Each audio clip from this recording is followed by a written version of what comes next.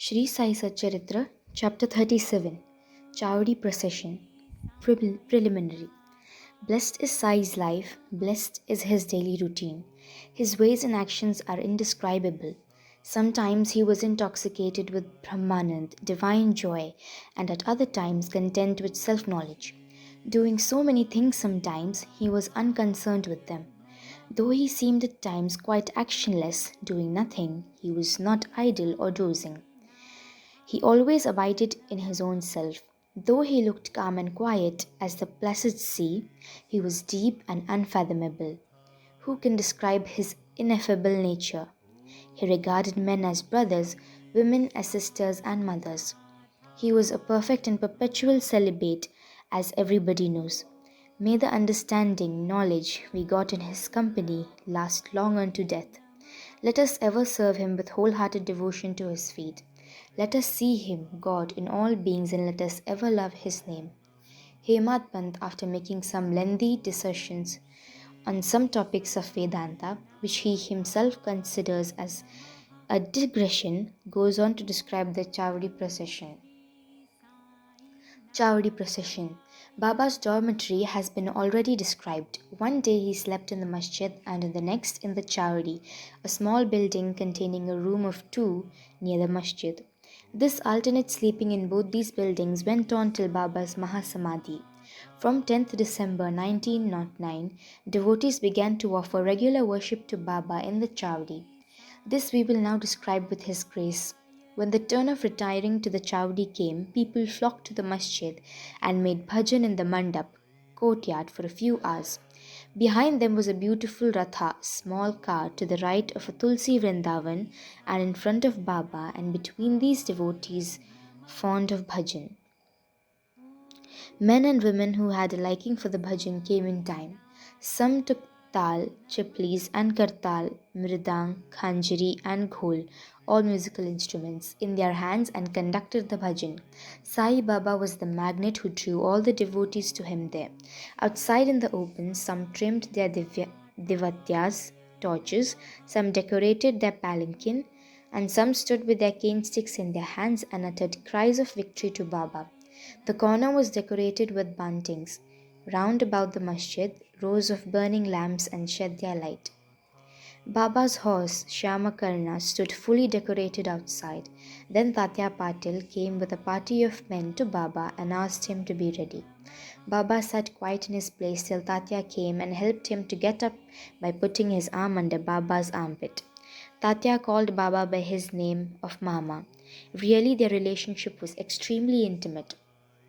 Baba wore on his body the usual kafni, took his satka, short stick, under his armpit, and after taking his chilim, tobacco pipe, and tobacco, and placing a cloth over his shoulder, became ready to start. Then Tatya threw a golden embroidered beautiful sheela, shawl over his body. After this, moving a little the bundle of fuel sticks lying behind his right toe, and then extinguishing the burning lamp with his right hand, started for his horns and mridang, gave out their different sounds, and fireworks exhibited their different and various colored views. Men and women singing Baba's name and started walking, making bhajan to the accompaniment of mridang and veena. Some danced with joy and some carried flags and standards. The Bhaldars announced Baba's name when he came on the steps of the masjid. On the two sides of Baba stood persons who held chavaris and others who fanned Baba. On the way were spread folds of cloth on which Baba walked on, being supported by devotees' hands. Tatya Patil held the left hand and Malspati the right, and Bapu Sahib Jog held the chhatra, umbrella, over his head. In this fashion, Baba marched on to the Chavadi. The fully decorated red horse named Shamakarma led the way, and behind him were all the carriers, waiters, musical players, and the crowd of devotees. Harinama, the name of Lord, chanted to the accompaniment of the music rent the skies, and also the name of Sai. In this manner, the procession reached the corner, and all the persons that joined this party seemed well pleased and delighted. On coming to this corner, Baba stood facing the Chavdi and shone with a peculiar lustre. It seemed as if the face of Baba glittered like dawn or like the glory of the rising sun. Baba stood there with a concentrated mind, facing north as if he were calling somebody. All the instruments played their music while Baba moved his right arm up and down for some time. Kaka Sahib Dikshit at this time came forward with a silver plate containing flowers smeared with gulal, red powder, and threw them on Baba's body off and on.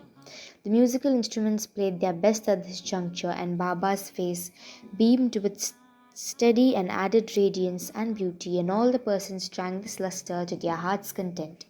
Words fail to describe the scene and splendor of this occasion.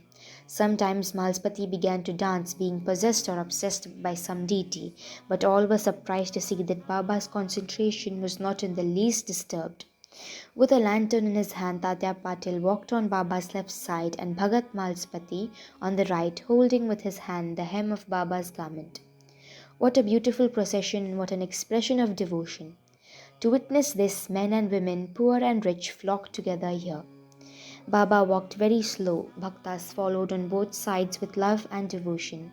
With joy pervading the whole atmosphere of the place, the procession reached the Chavadi. That scene and those days are gone now.